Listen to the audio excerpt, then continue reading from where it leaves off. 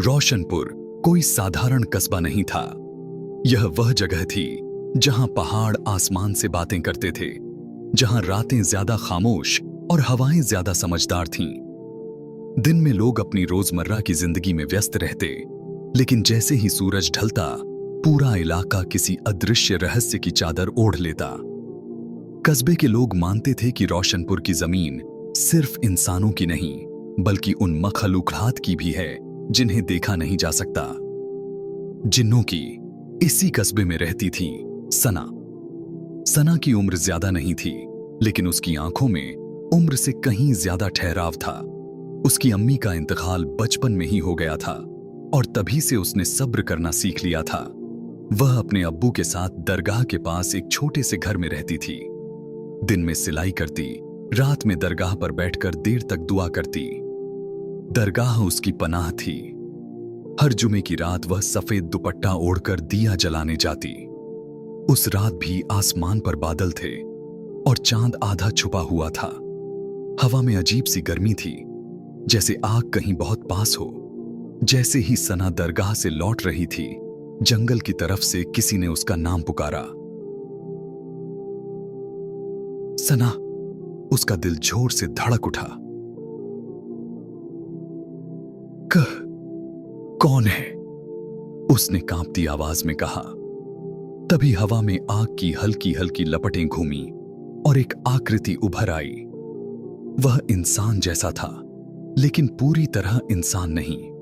उसकी आंखों में जलती हुई आग नहीं, बल्कि गहरी उदासी थी। डरो मत, उस अजनबी ने कहा। मैं तुम्हें नुकसान नहीं पहुंचाऊंगा। तुम क्या हो? सना ने पूछा। उसने सिर झुकाया।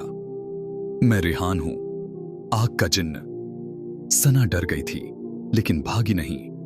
उसे अजीब सा सुकून महसूस हो रहा था, जैसे दिल कह रहा हो कि यह मखलूक बुरी नहीं है। क्या तुम भी अल्लाह की मखलूक हो? उसने पूछा। रेहान की आंखों में चमक आ गई। हां, और बहुत अरसे बाद किसी इंसान ने मुझसे यह सवाल किया है। रेहान ने बताया कि वह जिन्नों के एक कबीले से था जो आग से बने थे। उस कबीले का नियम था कि इंसानों से दूर रहो और अगर जरूरत पड़े तो डर पैदा करो। लेकिन रेहान अलग था। वह इंसानों को नुकसान नहीं पहुंचाना चाहता था। जब उसने एक बार एक भटके हुए इंसान को मौत से बचाया, तो उसके कबीले ने उसे गद्दार ठहरा दिया। सजा के तौर पर उसे रोशनपुर के जंगल में अकेलेपन की कैद दी गई। न पूरी आजादी, न पूरी मौत। सदियों से मैं अकेला हूं, रेहान ने कहा, और आज पहली बार कोई मुझे इंसान की तरह देख रहा है। सना की आंखें भर आईं। अकेलापन सबसे बड़ी सजा होती है, उसने धीरे से कहा। उस रात के बाद सना और रेहान की मुलाकातें होने लगीं। रेहान कभी दूर से उसकी हिफाजत करता, कभी पेड़ों के पीछे से बात करता। वह कभी उसकी हद पार नहीं करता, कभी उसे छूता नहीं।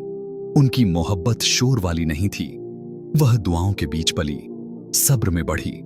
एक रात सना ने पूछा, रेहान, क्या जिन्न भी रोते हैं? रेहान मुस्कुराया। जब उम्मीद टूटती है तब। धीरे धीरे रेहान को एहसास हुआ कि वह सना से मोहब्बत करने लगा है, लेकिन यह मोहब्बत उसे डराती भी थी। हम अलग दुनियाओं के हैं, उसने कहा। शायद अल्लाह ने हमें मिलने के लिए नहीं बनाया। सना ने आसमान की तरफ देखा। अल्लाह जो चाहता है वही होता है। एक रात जंगल में अजीब हरकतें होने लगीं। जानवर भागने लगे, हवा काली हो गई। रेहान समझ गया, नरजाल आ रहा है। नरजाल एक क्रूर जिन्न था, जिसे इंसानों की रोशनी से नफरत थी। वह रोशनपुर को तबाह करना चाहता था। अगर वह आया, रेहान ने कहा, तो बहुत खून बहेगा। सना दरगाह में सजदे में गिर गई। अल्लाह, मेरे कस्बे को बचा लेना। रेहान जानता था कि नरजाल को रोकने का सिर्फ एक तरीका है, अपनी आग, अपनी ताकत, सब कुछ कुर्बान करना। जंग की रात आसमान लाल हो गया। आग और अंधेरा टकराए। लोगों ने अपने घरों के दरवाजे बंद कर लिए। रेहान ने आखिरी बार सना को देखा। अगर मैं लौट कर ना आऊं, सना रो पड़ी, मैं तुम्हें दुआओं में जिंदा रखूंगी। रेहान ने अपनी आग छोड़ दी। नरजाल चीख कर मिट गया। कस्बा बच गया, लेकिन रेहान गिर पड़ा। कई महीने बीत गए। सना ने सब्र किया, हर रात दुआ की। उसने किसी से कुछ नहीं कहा, लेकिन उसका दिल जानता था, मोहब्बत कभी जाया नहीं जाती।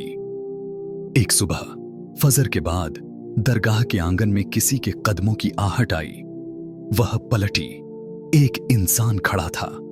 वही आंखें, वही सुकून। रेहान। उसकी आवाज कांप गई। उसने मुस्कुराकर कहा, अल्लाह ने मेरी कुर्बानी कबूल कर ली। अब मैं न जिन्न हूं न आग, बस इंसान। सना की आंखों से आंसू बह निकले, शुक्र के। लोग कहते हैं, जो मोहब्बत सब्र, दुआ और कुर्बानी से की जाए, वह आग को भी रोशनी बना देती है।